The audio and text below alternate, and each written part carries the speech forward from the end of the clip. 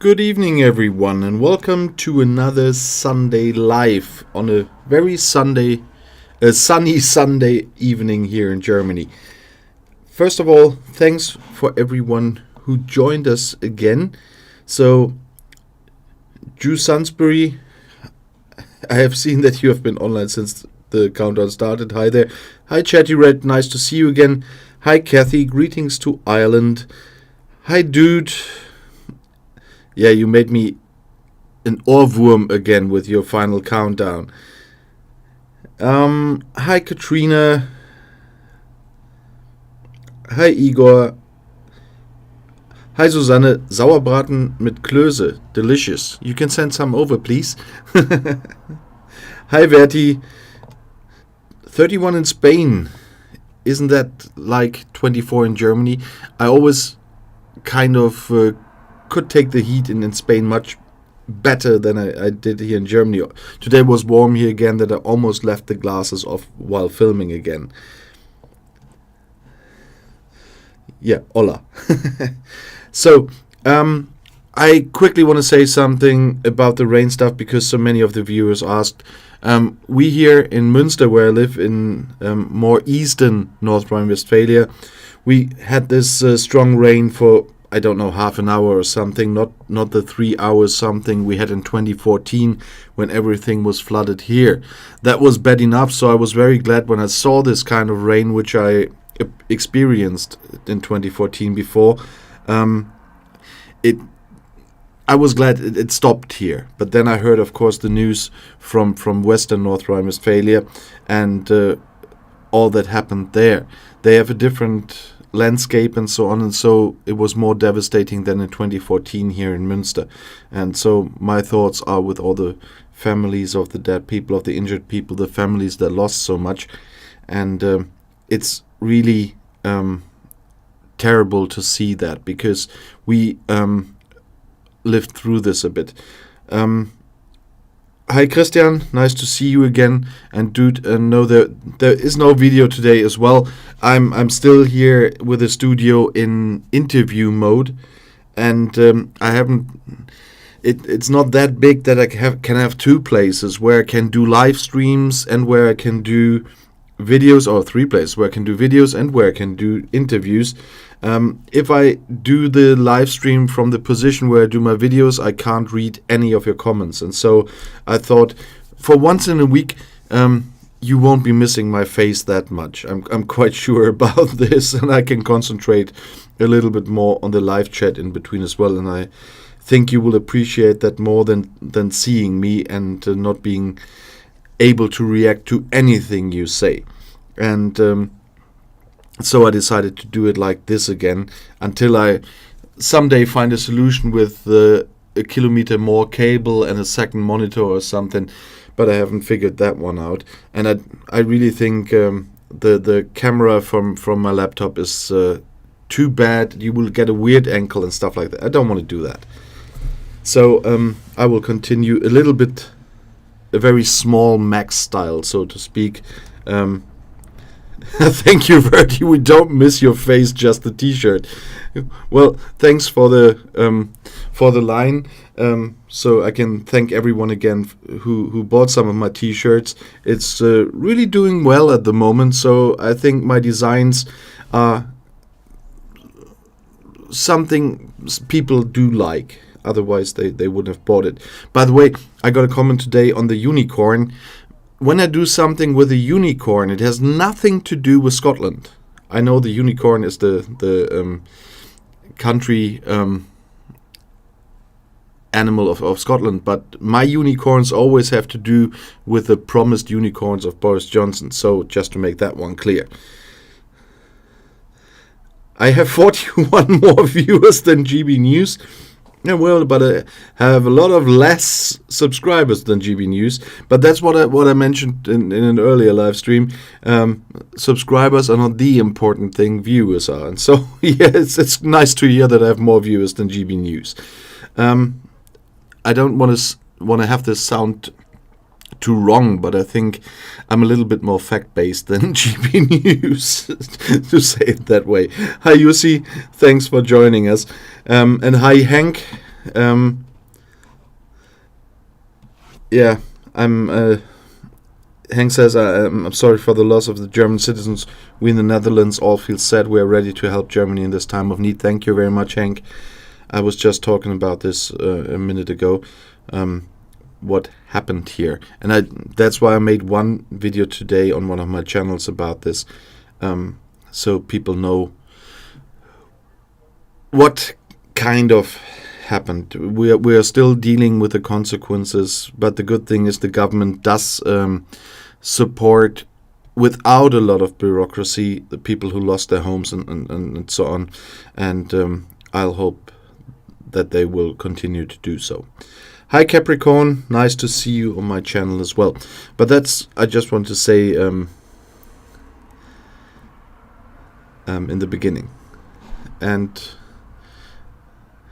English is sometimes weird. Whenever I read Finnish, I think ending stuff. No, but there's a country that's where the people are called the same, only with one N more.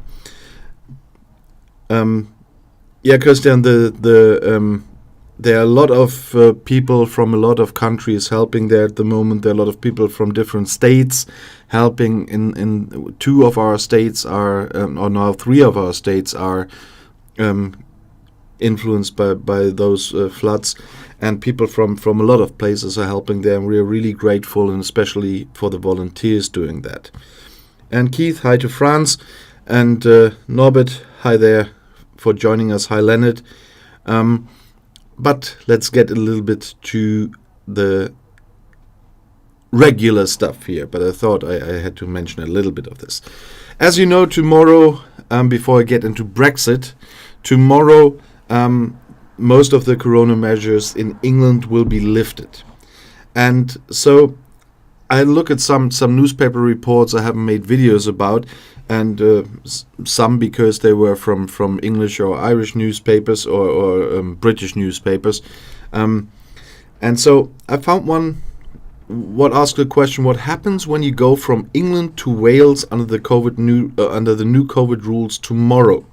Because as you know, the COVID rules in Wales are made by the Welsh government, and Wales First Minister Mark Drakeford has set out the rules visitors from England must observe when they enter the country. So, as we all know, the COVID rules change in England tomorrow. Even the mask requirement falls, the distancing rules fall, and a lot will change by this, and this in a time when we expect 100,000 COVID infections per day very soon.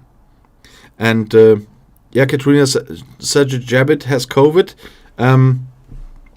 I have a video for this tomorrow morning. I filmed that today. It's always... I'm not a news agency, so I don't have all the live shows all the day. That's some others can do. But that's why there's a slight delay, but I'm covering this tomorrow morning. Hi, Son of Viking.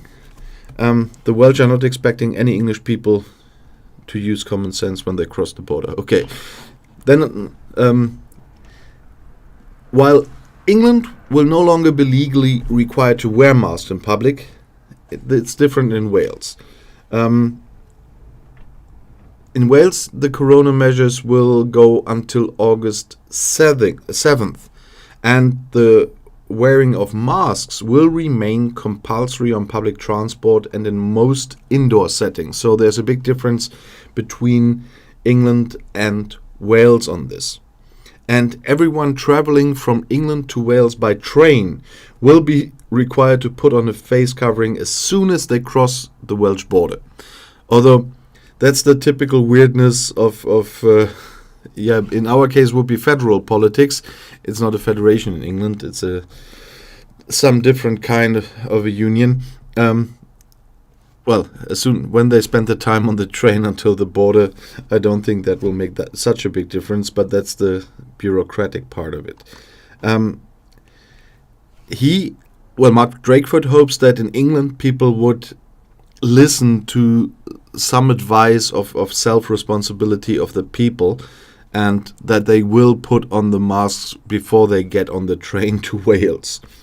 And they want the companies running the trains to make sure people do, but we will see if that happens. It's not only the trains, it's all kinds of transport that go from England to Wales. And he just made one thing clear: it's not only advice in Wales, it is the law. So you have to wear a mask. That's in the law in Wales. And that's the fun part, because I do have friends in England and in Wales, and it's one family. So when they visit each other, which is still possible, of course, it's getting interesting. But Mark, the English are tired of experts. Well, I'm tired of so many things, but they are still there. So they won't go away, fortunately. And I made another video on that. I have so many channels that it's not all on this channel. There's about 1,000 experts who signed an open letter from Oxford University so far because of the nonsense tomorrow. Your mask has puppies? Bertie, what are you smoking? Okay. Yeah, that's the only bad thing. Talking about climate change and many other things, and I will come to that a little bit later, because there are new rules planned in England as well for that. You have a lot of mask trash in the end because of the whole thing. But that's weighing of responsibilities, of course. The trash is not as important as saving lives. But talking about this, I can just go to this if I can find it in a second, because I put it somewhere else on my list. Okay, there it is. Because of climate change, and you know that the big summit this year will be in Glasgow. So Great Britain will be hosting the big climate summit this year. And so it fits that the government that already made some announcements on climate change and new rules for Great Britain, they came up with a new one a couple of days ago. Because now they want to reduce the emissions in traffic, not only by forbidding all combustion cars by, what was it, 2030? 2025? Oh, I lost that number. No, by 2040, they also want to forbid all combustion engines in trucks, or as you would say in Great Britain, lorries. And that's going to be interesting, because there's one thing about this which will be problematic, because every truck from 3.5 to 26 tons will be forbidden to sell any of those in the UK. And it was 2030 with the normal cars that are not allowed to be sold after 2030 if they have a combustion engine of any kind. But there are many problems with this. First of all, those trucks don't exist yet. There are no realistic versions of those trucks that can be used for their standard purpose. They just don't exist. And the other thing is, even if they would exist, and even with all the wind parks the UK is building, especially at the Scottish coast at the moment, there would never be enough energy if everything is put on electric at the moment. We have the same problem here. Everybody for years was always talking about electric cars. If every German car would be replaced by electric car today, we would need 3 times as much energy just to fuel those cars than we produce for the whole country completely. So it cannot work. They completely forgot the hydrogen engines all the time.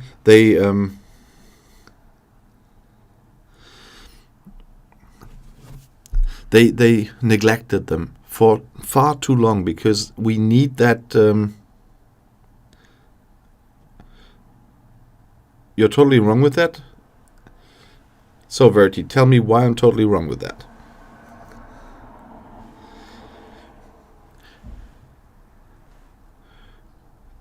With the energy part I told you about Germany, that is was calculated officially. So a lot of scientists have calculated that, and that was the result of it. In Finland you can easily change all the cars to EVs right now. But how many cars do you have in Finland? How many cars are there in the UK? And how many cars are there in Germany? And how much of, what do you call it, not conservative energy, of standard energy production do you have, and how much do we have?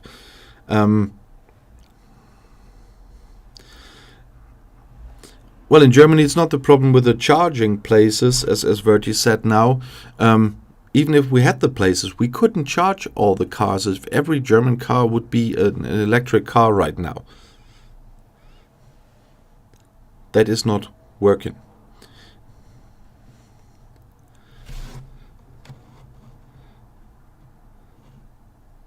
Oh, Katrina, hydrogen. We do have hydrogen fueled cars here.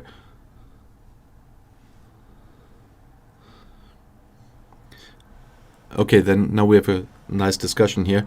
Verti says EVs are charged during the night and then there's plenty of electricity available. No, even if they all would charge them at night, we need 3 times as much as we produce in Germany. We don't have the energy available if every German would have an EV car today. The energy is not available. It doesn't exist here. That's a problem. And Britain doesn't look that different at the moment. And the thing with the hydrogen is, because Katrina brought the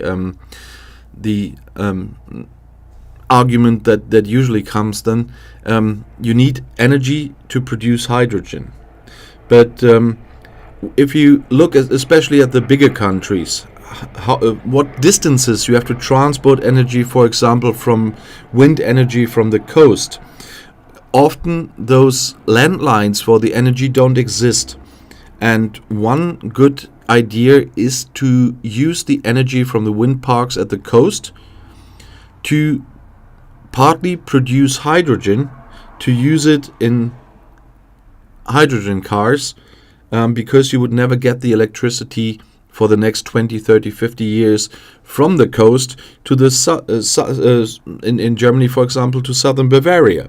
All these landlines don't exist, and they still have to be built. And in this case, we have a problem with environmental protectionists. In many cases, they are not being built because as soon as the plans are there to build them, the environmental protectionists come and they found some field hamster or some kind of bird family there, and then it takes years and years and years in court until it's decided if they can build there or wrong. So it's a very funny thing. So, but the UK wants to replace all trucks with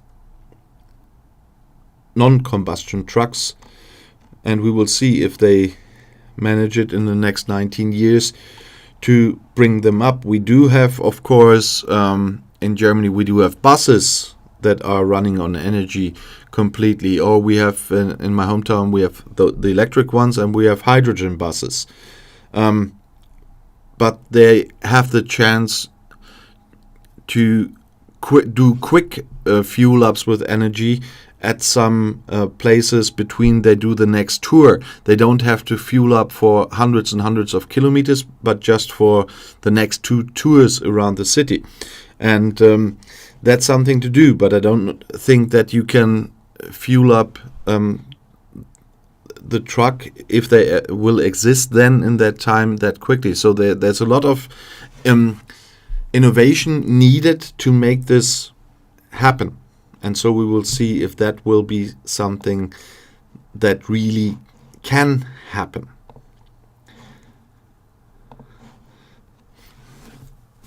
But as I see, as usual, as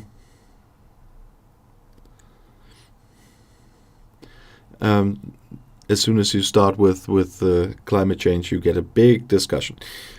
But Mark, Germany can buy the energy from Denmark. We have a surplus at night. We have 9 years to build the infrastructure for it. Yeah, Christian, of course, you're happy if somebody else buys it. But we do buy electricity from France, as far as I know, and possibly even from Belgium. There they still have nuclear reactors. And one big mistake in Germany was, and even if my own party did that, it was to get out of nuclear energy too early. Of course, someday you have to get out of it, but you have to build the renewable energy in the amount you really need first and build all the infrastructure around it first before you turn off the nuclear energy. We still have to deal with the nuclear waste. If there are a few tons more or less after all those years, it wouldn't have made any difference. And we are dealing with less secure reactors in neighboring countries, and we're shutting off quite secure German ones. And so that can't be the main argument to do that. And they were under the impression of Fukushima, I understand that, but that was something we call a quick shot. And they did it without thinking enough. Because until we have all the renewable energy we need, until we have all the infrastructure to transport that energy, we really would have needed that. And we wouldn't have such a big fuss with getting out of producing energy from coal. Because that has to be replaced. And as a voluntary politician here in a local community, I know exactly what it means when you want to build wind energy. We have looked for places to build wind turbines. The second you tell the people where you're planning to build them, the people will march against it, because wind energy is a great thing until it comes any close to you. And then suddenly people are against it. And that is another point which can end up in long times in front of a court. So it's far more complicated to get this done than some people do think. Norway can sell you hydropower. It's nice, everybody wants to sell energy to Germany today. I'm glad our Minister for Economy will be happy to hear that. But we were talking about other things, and I want to get back to Brexit, because that was the original title of this live stream. We talked about the visas for artists and artist tours in Europe or in the EU many times already. And we talked about that the EU offered a solution there, but only with reciprocity, and that the UK government denied that. And in another video, but it was on another channel, I guess, I talked about Elton John before and what he says about this. And now a leading music promoter who's working with Elton John is saying that the government is refusing to do anything against it, and blames Downing Street for the whole trouble for artists. His name is Craig Stanley, and he organizes tours for Sir Elton John, Celine Dion, Cher, and many others. And he says the EU wanted to remove those obstacles, but Downing Street is denying to do so. Downing Street is harming British artists. And there must have been kind of a Twitter war or something between Frost and Stanley recently, as far as I read it. And Stanley told Frost that the UK is risking a whole generation of talent because they cannot tour the EU anymore, especially when you're a new artist. You need a lot of money to do so. Sorry. And even more money under the current circumstances. And as I told in another video, Elton John offered money for young artists to help them still being able to do that. But first of all, it's not Elton John's responsibility to do that. But Frost retaliated by telling the Digital Culture, Media and Sports Select Committee that the multi-awarded winning artist enjoyed his first hits before the UK joined the EU. Always going back to the 70s. Yeah, but the situation was quite different that time. There were some other agreements in place than there are today, not to forget that one. And Stanley said the government is now well aware of the issues and understand them due to their collective and extensive lobbying. But you must not forget that Stanley is also chair of the touring group for LIVE, the live music industry, venues and entertainment. The problem with the whole thing is something that Stanley also ran into. Because he said the officials we met are very supportive and understand the intricacies of the problem. But there's no evidence we've had that they actually have been given the authority to actually push ahead with detailed negotiations with the EU. And that's the problem. Boris Johnson always sent someone to talk to a lobby group. Yeah, when we were talking about farmers, about the auto industry, about the artists, all of them talking to the government is always a lobby group. Even if it's a charity, that's a lobby group, in politically speaking. And so the Johnson government always sends someone who gives nice words, but never has the authority to do something. And even if someone with authority goes himself, like Boris Johnson, if you remember the video last year, when he was talking to the farmers about the consequences of Brexit, when they started to realize that, he told them a lot of nice words, but in the end, he was hanging them out for drying. Cthulhu, hi there. Nice that you managed it to come. I read earlier that you are probably not going to make it. Now I explained why I'm doing that. This is because of the way the studio is built at the moment for interviews. And now, Verti, I'm not without a shirt. I'm wearing a shirt. Just one of my gay ones. So, no, but the government, remember, there will never be a border between England and Northern Ireland. There will never be checks at the Northern Irish border. I remember those words well. And a lot of other things he told. You might have seen my never-ending story 2-part video about the so far development of Brexit. And they promised a lot. And Theresa May had a lot of fun showing in Parliament that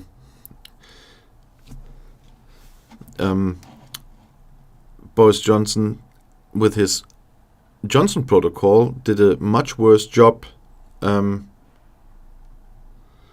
than Theresa May's backstop. Oh, hi Tom Nelson, nice to see you.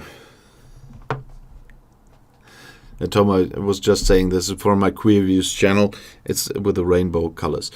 And all my shirts are gay, no matter what's on them. Otherwise, I wouldn't have let them in. No, I'm tolerant. Some people aren't, but I'm quite tolerant. Otherwise, I couldn't have put up with some stuff I experienced on my last 2 years and a little bit on YouTube. It's a weird thing, by the way. It's now a little bit more than 2 years that I started to make videos on YouTube, and it feels like ages. And especially what happened around this. It's really funny. When a sleeved shirt only likes sleeved shirts, yeah, for example. Talking about gay, I'm always annoyed that on some stream provider that I can watch here, it always takes so long until they show RuPaul's Drag Race, because it was ages ago that they've shown 13th season in Germany. I could watch it today. It takes ages. Hi Alexis, hallöchen, welcome to the stream. So, but talking about gay shirts, we were at Elton John. No, but they are promising a lot of things, and what of this will come true in the end? That's why I made this video. They finally need a Brexit plan. They didn't have a plan when Theresa May triggered Article 50. They didn't have a plan really when they were negotiating with the EU, except talking about Canada plus, knowing that it's not realistic. And the other thing, always talking about Australia, knowing that if they don't get a deal, they don't even get Australia, because Australia does have agreements with the EU. If the UK would have left with a no-deal Brexit, they wouldn't have gotten the same, like, I guess it was Mongolia, who had as many agreements left with the EU as the UK would have in a no-deal Brexit case. And so they were lying quite a lot in that time, or they really didn't know. And that, if that was really the case, that they didn't know and were not lying, I would be even more worried than I am right now. So it's sometimes feels as if it should be funny, but it isn't. When did you end up at Nord Stream 2?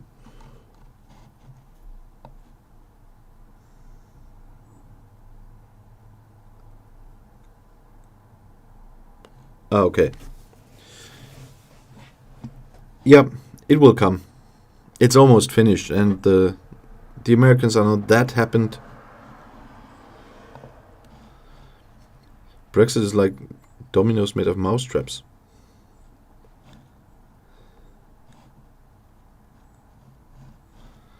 Oh boy. No, and so because they're not always telling the truth, we are in a position like right now with the so-called sausage war. And it was anyway just delayed now until October. It is still not solved. But I'm having another video tomorrow, but I can also tell you a little bit about this now. The people from associations in Northern Ireland, from the economy, are not very worried about the sausage war. They are much more worried about totally different things, like problems with deliveries from the EU to Northern Ireland.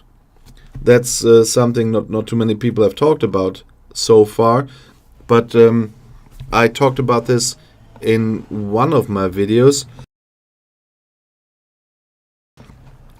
that things are only tariff-free if they are from the EU and brought to the UK, or to Great Britain in this case, and things that are made in Great Britain and are transported to the EU. But there are a lot of cases in Northern Ireland where stuff is brought from the EU to Great Britain, then they work on it a little bit and then transport it to Northern Ireland. And as I stated before, when things are transported from the EU to Great Britain, the second they arrive in Great Britain, they are not regarded as made in the EU anymore, in case of the TCA or the rules of origin. From that moment on, it was only important for the arrival and the entering, and from that moment on they are not EU-made goods anymore. And if they are not changed by the UK or Great Britain in that case, as much as the TCA demands, there's an annex where it says with all the percentages that they have to be regarded as made in Great Britain under the rules of origin. They cannot be transported tariff-free to Northern Ireland. And that is a much bigger problem than the sausage war.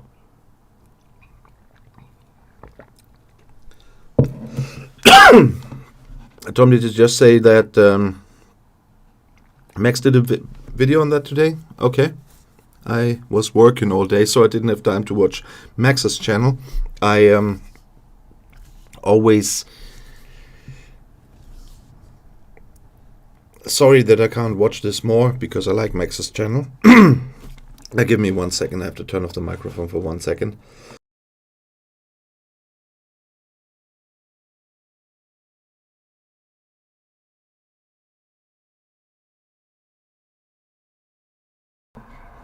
It's so dry here again. Sorry. Yeah, but that's the bigger problem. When those things suddenly have tariffs on them because they only put them in a package or whatever in Great Britain, and they are not delivered directly from the EU to Northern Ireland, then suddenly there's tariffs on that stuff. And the economy in Northern Ireland thinks that is a much bigger problem than what the unionists are worrying about with the checks on some goods like meat, fresh meat and stuff, when they arrive from Great Britain to Northern Ireland. And that is something that hasn't been solved yet. Okay, thanks for the link, Tom. It was in German newspapers yesterday morning, and I guess it was in some Irish newspapers earlier, because I've also seen an interview with my Irish friends. Maybe be able to tell me how to pronounce his name, from Odin Connolly from the Northern Ireland Retail Consortium. It's Aodhan. Is that pronounced Odin?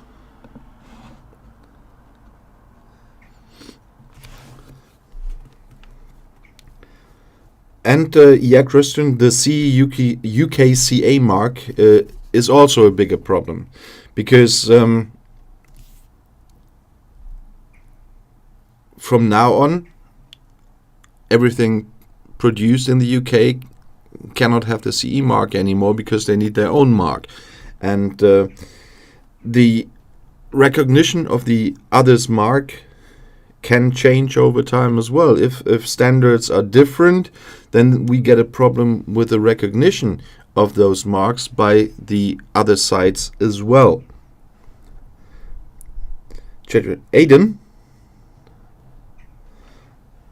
Okay.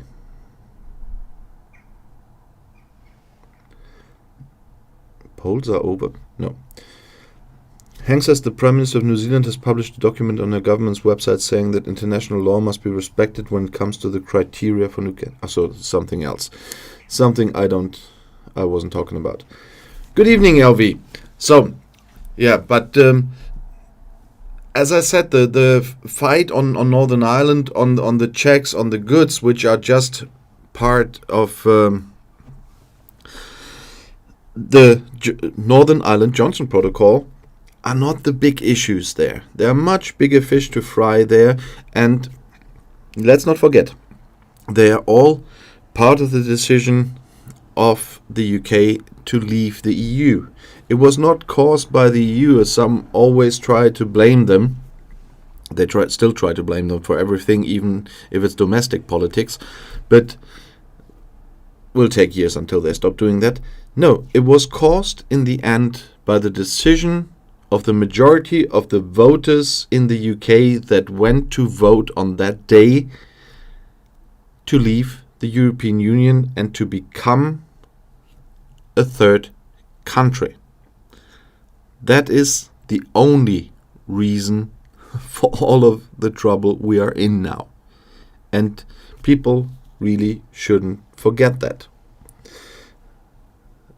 Tom says, as Bowler Headman often says, when Brexit fantasy meets Brexit reality, reality always wins. Yeah, but the sentence is too short.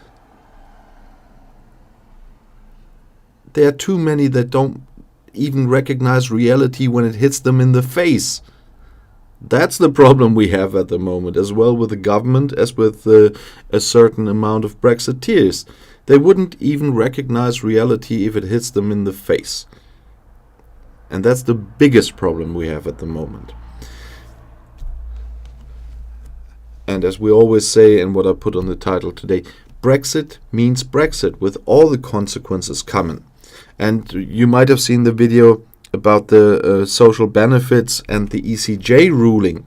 Although it was about social benefits in the UK, there was an ECJ ruling. There was some other things they didn't want to realize. In things regarding the withdrawal agreement, the ECJ still has a say. And so their claim that they are completely away from the ECJ with Brexit is not true either. But they are still publishing it everywhere.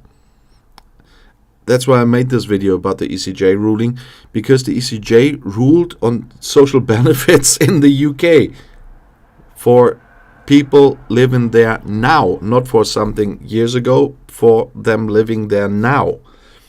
And that's just a small example on how reality always gets twisted, and they don't want to face reality. They don't want to accept reality. They are just living in their own little world, and that's the problem with it. And they, once again, the majority of the voters that went voting on that day wanted Brexit. A lot of them fell for lies, but that is a decision they made, and in a non-binding referendum, not to forget that. And in the end, the voters in December 2019 made that decision again. They could have voted for other parties, but they voted with a big majority of seats, which was not a big majority of voters, but still for Boris Johnson and his government, knowing that that means Brexit at all costs. And so there were two decisions in two votes that led to where we are now. Because it was a non-binding referendum, but Parliament promised to do whatever the outcome is. And in the end, they did. Although at that point in time, everybody had to know what a bad decision that is. Son of Viking says, but they don't take responsibility for their decisions, Mark. And he knows this. Yeah, I have noticed they never take any responsibility for their decisions. But the problem is, you don't have to if the voters don't mind whatever you do. Look at the current polls. Look at the result of the last election. Look at the regional elections. There were some by-elections now where the Liberal Democrats got some seats. But look at the regional elections. The Conservatives have not been punished for anything in the end. Boris Johnson has done. He has done so many things I would expect a Prime Minister to step down for, and the voters obviously do not care. They forgive him everything. Just for that one sentence, get Brexit done. Because he promised that, he did that, no matter the cost, but he did it. And so they seem to forgive him everything. And as long as that doesn't change, the whole theatrical approach in negotiations, in the public, will not change. And you must not forget that a lot of this, what you hear in public, is not what this government is doing. Just think about the 47.5 billion bill from the EU. They are telling the public several times that they are not going to pay this, that they calculated a billion less, but they haven't told the EU. They have told the press. They are saying this in press conferences, but they have not officially told the EU that they're not going to pay that. We will see if they will do that. So, get Brexit done was a little bit of an exaggeration anyway. Cthulhu is quite right there, Brexit is not done yet. We are in a lot of transition periods at the moment still, and the checks and controls on the British side, and I don't mean Northern Ireland, I mean generally, haven't really started yet. That will happen from October as well. And there are some even longer transition periods. And then we will see how that will work out. Then probably more companies on the continent will not continue to deal with the UK anymore because of all the bureaucracy, because they're SMEs and they are used to dealing with other EU countries, and they never would have started dealing with the UK if they weren't an EU country. Petty Siba, I'm a truck driver. I see no reason to go to work in the UK even if the rules are relaxed. Salaries are no better than in Germany or Netherlands, but the attitude is hostile, not of bureaucracy. And yeah, the bureaucracy is also expensive now. If you want to have a working permission there, a work visa there, that costs money. And for the people, especially from Eastern Europe, who are quite welcome here, who are working here in Germany, for example, a lot of them who went to the UK before probably come to Germany now, because the wages are not that different. That's really true. And they don't need any of this bureaucracy here. Their driving license is valid here when they're from another EU country. The driving license is another point. The EU citizens living in the UK now had to get a UK driving license. Their EU driving license is not valid in the UK anymore, and the same goes for the people from the UK that are residents in the EU. It's quite a long time ago that I made that video. You maybe haven't all seen that. They all had to get a new driving license. They couldn't drive here anymore from January 1st. They were not allowed to drive here with their national driving license. They were not valid if you're a resident in that country. If you go to holidays, your driving license is valid, but if you're a resident in that country, it's not. And so there are so many Brexit consequences they didn't think about in the first place, and they still don't. It's quite funny. But we have some... I know we have Danish, we have Finnish here. I think we one of you was Norwegian as well, if I remember correctly. I talked about the herrings and mackerel fishing and the trouble between the UK and Norway last week, I guess it was, because the Norwegian fishers now want to fish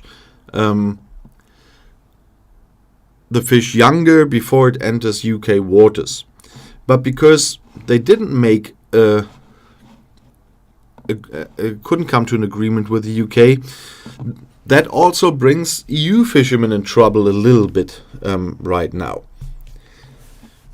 Because now it's said in German media that Norwegian fishermen want to raise their catching quotas for cod now and replace it for the EU with mackerel or something. And so not only the UK is in trouble with the fishermen from Norway, now the EU maybe as well. Because if the Norwegians change those quotas, well, they just made an agreement with the EU, so they can't just do it now. But the next time they have to negotiate the quotas inside that agreement, that's going to be a problem for EU fishermen, because they will have to take mackerel instead of cod or something, and that's going to be another fun thing as well. There's tons and tons of mackerel in Danish shores right now. Yeah, and not the bloody fish again. Let's talk about sausages. 2 sausages went to a bar. Overtly, that one sounded like one of the things from my Queervious channel. Every second day I bring gay jokes there, and they usually start like that. LV says small fish is a delicacy in some countries as appetizers. Yeah, and some fish are always eating that small, like sardines or whatever. I don't like fish, to be honest. It's very rare that I do eat fish at all. Yeah, it's the way it is. No, but let's hope that we have an agreement, the EU with Norway, but let's hope that they will find a good compromise in the case of the fishing, because when they don't have an agreement with the UK, there might be some changes necessary, of course. We can fix the EU problem with an interim quota arrangement. We can't fix the British problem. That will need a psychiatrist. Okay. I'll send you some smoked BC salmon, Mark. Yeah, that's smoked salmon is one of the things I still do like, but a lot of fish I don't. But the fun part is, I really don't like a lot of fish, but I do eat sometimes, not very often, but sometimes I do eat sushi. So I'm a weird person. It's just the thing it is. Meeting a pot of mustard and a pretzel. Susanne, where are you right now? I was interrupted by my better half. I will have to check the sausages jokes. Oh boy. What did I start here? Sausages. I thought sausages war was going on, but now we have a sausage conversation going on. Anyway, I'm not sausage xenophobic or something, but when I was living in the UK, what I really didn't like, I'm sorry, was the sausages. I really didn't like them. And then add on a brown sauce and I'm completely out. I didn't like the sausages very much, and I absolutely didn't like brown sauce. I don't know if it's a thing with brown sauce, like a little bit like Marmite. Either you love it or you hate it. I definitely hated brown sauce. Oh, I've tasted a lot, Verti. I just don't like everything. Yeah, but getting back to the fish, the UK-Norway problem might be solved as well. So they didn't manage to get an agreement now, but I'm sure in the future at some point they will get to an agreement. It's not that they will not do that as well. Katrina says, is that Lorne sausage from Scotland? Is nice. Yeah, I've never tasted that one. You can get a lot here from the UK. I don't know how much it is now. We have a shop where inside the big supermarket there always were big shelves with the British stuff. I like to shop there. But I haven't been there in ages. Because of the pandemic, I always went to my local supermarket and didn't travel very far for my shopping. So I haven't been there in 1.5 years or whatever. So I don't know what happened after January 1st with that shop. But someday I'll go there and have a look how big the shelves are now. If there's still as much British stuff there as there was before. It was kind of a natural development because we had a lot of British troops here, and they didn't only shop in Nafi, they also shopped in the supermarkets, and that really big supermarket here, obviously they did shop as well because it was not so close from their barracks, so too far from their barracks, and so they had a big department of British stuff there, and we shopped there of course as well because there is a lot of nice stuff from the UK. It's not that everything's bad, just the sausages and the brown sauce, but I bought a lot of other stuff, and so I'm quite curious how that will look now after January 1st. So that's going to be interesting as well. When will the EU join Norway? Okay. Quite self-confident, the Norwegians. I like that. As long as it doesn't get too delusional. Self-confidence is good, delusional is not that good. And we have seen a lot of that in the past. Chatterat says, Mark, you'll find a lot of Irish produce in the shop. No, that already happened in my local supermarket. A lot of stuff like the cheddar and so on I got there in the past is now Irish. That happened in my local supermarket. So a lot of things were replaced with Irish dairy, cheese and stuff like that. So German and humor? Pfft. Son of Viking, you have no idea. We have a lot of very great comedians here in Germany. A lot of people are surprised by that, but yeah, we do. I'm not a comedian. When I'm telling jokes, it's just for a kind of political purpose, because our media say you're not allowed to tell jokes about minorities anymore. No gay jokes, no jokes on disabled people and whatever. And that's why disabled people now make jokes on disabled people. Gay people are making jokes on gay people now, just to show you can make jokes on minorities. It's just not good to do that if you're doing that to attack them.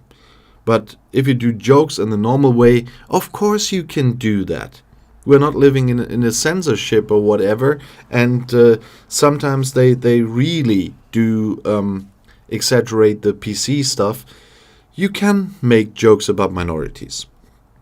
That is okay, as long as it's not meant as an attack. That makes the difference.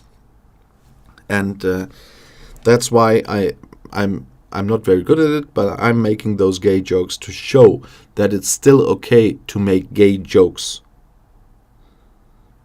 And I won't let our media tell me that it's not okay.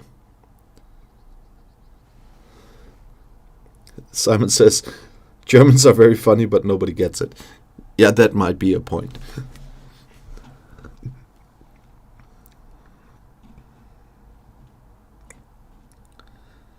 Hey, this week in Outside Views Global, there was a video in Switzerland. I always admire the Swiss to have German, French, and Italian languages in one country. Yeah, that's just a historic development. It's like Belgium. They have 3 languages as well. They have Flemish, German, and French. And that developed as well. Or in Luxembourg, they do speak standard German, and they do speak Luxembourgian, or whatever you call this in English. It's similar, but still not easy to understand if you are German. It's a little bit like Dutch, but I understand Dutch because my older relatives spoke a certain dialect of German, and that's why the fun part is because I learned to understand that. I do understand most of Dutch, and it's quite funny. So, but 3 languages in Canada: English, French, and profanity. Yeah, okay, that's global language, isn't it? Yeah, and the British don't know dinner for one. But that wasn't German. That was a British. That were British actors. That was a British play, and they just got it for a TV show in the middle of the year. By the way, I talked about this when I talked about what we still love about the UK. I mentioned this as one of the examples. Dinner for One is a record of recording of a theater play that is a short play that appeared on a German TV entertaining show in the 50s or 60s. I'm not that sure yet anymore. It's in black and white. And it was really funny, and it was repeated on New Year's Eve. And since then it became tradition that it's shown on every New Year's Eve. Every one of us wants to see that on New Year's Eve. This is a German tradition. But it's an English play. It's English actors playing it just on a German TV show. And the fun part is nobody, or almost nobody in the UK knows about this at all. And but we love it, and we laugh our asses off even when we've seen it for the 1000th time. I've seen it since I was a child, so I've seen it on New Year's Eve alone almost about 40 times. And the ZDF Heute show is very funny as well. Yeah, it's a satire show, a political comedy show. That's quite funny. So, but somehow I've made too many videos today. It's 7 o'clock, so it's not that bad, but I really gonna finish that now. I had 2 more topics, but I'm always turning off the microphone because of such a dry mouth. I was obviously making too many videos. So I hope you don't mind that I will leave the other 2 topics for later. Next week you have the chance to ask questions again. So I said I wait several weeks before I make Q&A again, and so we had some weeks with different stuff. But for next week I will put up another post on my community tab where you can leave messages and or questions for next week, and please use it. And then next week on Sunday at the live stream I'm gonna answer your questions again. So for today, thank you for joining me. I was a bit distracted by the chat. Perhaps I should try the other version where I can't read the chat, but you can see me. And so it would be easier not to get distracted and stay on the topic. But I really like interacting with you when I'm publishing my normal videos. That's not that possible, but it's really a part I like about making those videos. So thank you for joining me tonight. And I'm really looking forward to see you again. You will see the next video if you want tomorrow morning at 6. I'll say have a nice Sunday evening. See you and auf Wiedersehen und bis gleich. And Tom, thanks for helping out today.